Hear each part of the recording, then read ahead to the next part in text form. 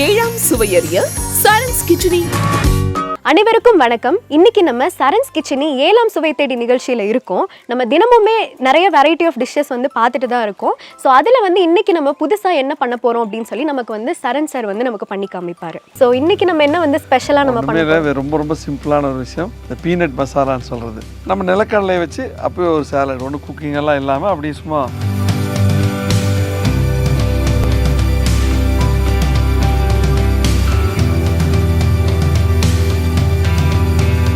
Add பண்ணி சும்மா கலக்கினா போதும், அவ்வளோதான். இதில் நம்ம லெமன் ஜூஸ் ஆட் பண்ணிக்கிறோம். கடையில் போய் அது இது சாப்பிட்றதுக்கு இது ஒரு நேரம் ஃபுட்டு.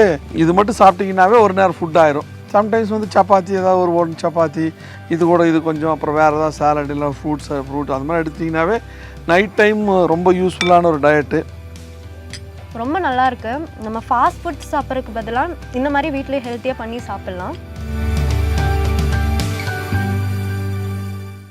நம்ம நிலக்கடலை வச்சு அப்போயே ஒரு சாலட், ஒன்று குக்கிங் எல்லாம் இல்லாமல் அப்படியே சும்மா வறுத்த நிலக்கடலை, இந்த நாட்டுக்கடலை வாங்கினீங்கன்னா ரொம்ப நல்லது. அது ஒரு கப்பு. அதை பொடி பொடியாக நறுக்கப்பட்ட பச்சை மிளகாய், கேப்சிகம் 3 கலர் இருந்தாலும் பரவாயில்ல, 1 கலர் இருந்தாலும் பரவாயில்ல, பொடி பொடியாக நறுக்கியது, பொடி பொடியாக நறுக்கிய கேரட், பெரிய வெங்காயம் பொடி பொடியாக அரிந்தது, கொத்தமல்லி பொடி பொடியாக அரிந்தது, தக்காளி, தேவையான உப்பு சிறிதளவு, மிளகுத்தூள் தேவையான அளவு.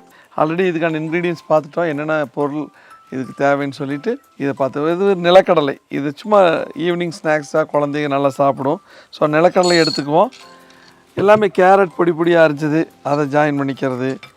இப்போ இந்த கடலெல்லாம் நம்ம ஃப்ரைலாம் பண்ண வேணாமா? இல்லை, இது ஆல்ரெடி ஃப்ரை பண்ணினது தான் இது. ஸோ கொஞ்சம் தக்காளி ஆட் பண்ணிக்கிறோம். பெரிய வெங்காயம் நல்லா பொடி பொடியாக அரைஞ்சது, இதை ஆட் பண்ணிக்கிறோம். அப்புறம் கொஞ்சம் பச்சை மிளகா, அது கொஞ்சமாக ஆட் பண்ணிக்கிறோம். அதே மாதிரி கேப்சிகம், இதில் கலராக 3 வகையான கேப்சிகம் இருக்கும், அது ஜஸ்ட் அவ்வளோதான். இதெல்லாம் ஆட் பண்ணி சும்மா கலக்கினா போதும், அவ்வளோதான். இதில் நம்ம லெமன் ஜூஸ் ஆட் பண்ணிக்கிறோம். இதனால் என்ன பெனிஃபிட்ஸ் கிடைக்கும்? நிலக்கடலை ரொம்ப நல்லது. பொதுவாக நிலக்கடலை தனியாக சாப்பிடக்கூடாது, வெறும் நிலக்கடலையாக எப்பவுமே சாப்பிடக்கூடாது. இந்த மாதிரி ஏன்னா சிலருக்கு பித்தம் அதிகமாக இருக்கும்.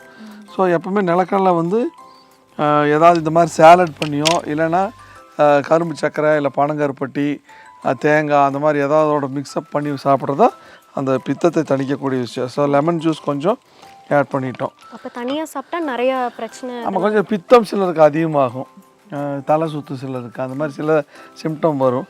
ஸோ இது உங்களுக்கு சாட் மசாலா. ஸோ இதில் சும்மா ஒரு 2 to 3 பிஞ்ச் போட்டிங்கன்னா போதும், அவ்வளோதான்.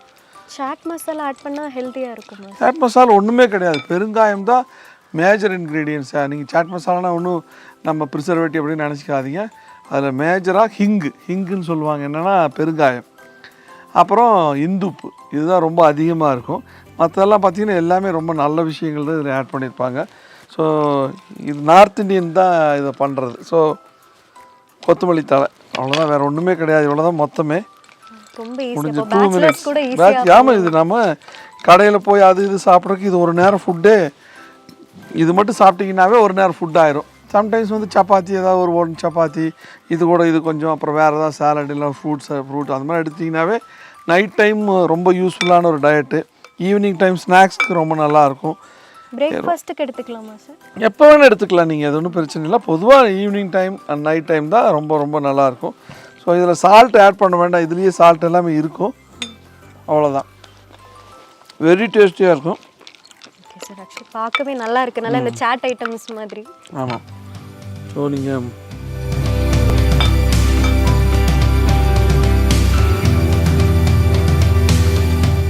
பச்சை மிளகா அதிகமாக வேணால் நம்ம பச்சை மிளகா போட்டுக்கலாம்.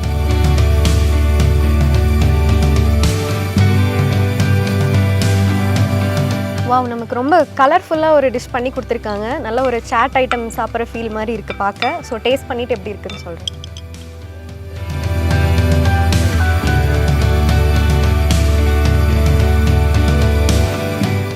ரொம்ப நல்லாயிருக்கு. நம்ம ஃபாஸ்ட் ஃபுட் சாப்பிட்றதுக்கு பதிலாக இந்த மாதிரி வீட்டிலே ஹெல்த்தியாக பண்ணி சாப்பிட்லாம். ஸோ ஆனால் ரொம்ப சிம்பிளாக முடிஞ்ச மாதிரி இருக்கே சார். இல்லை, அதுக்கு நான் என்னென்னா பொதுவாக இது ரொம்ப ஈஸியாக வீட்டில் எல்லாருமே செஞ்சு சாப்பிட்றது, குழந்தைங்களுக்கு பிடிக்கும், நமக்கு எல்லாருமே இது சாப்பிட்லாம். நீங்கள் அதே மாதிரி பச்சை மிளகாயெல்லாம் வேணும், குழந்தைகளுக்கு கொஞ்சம் கம்மியாக செஞ்சுக்கோங்க. தேங்க்யூ.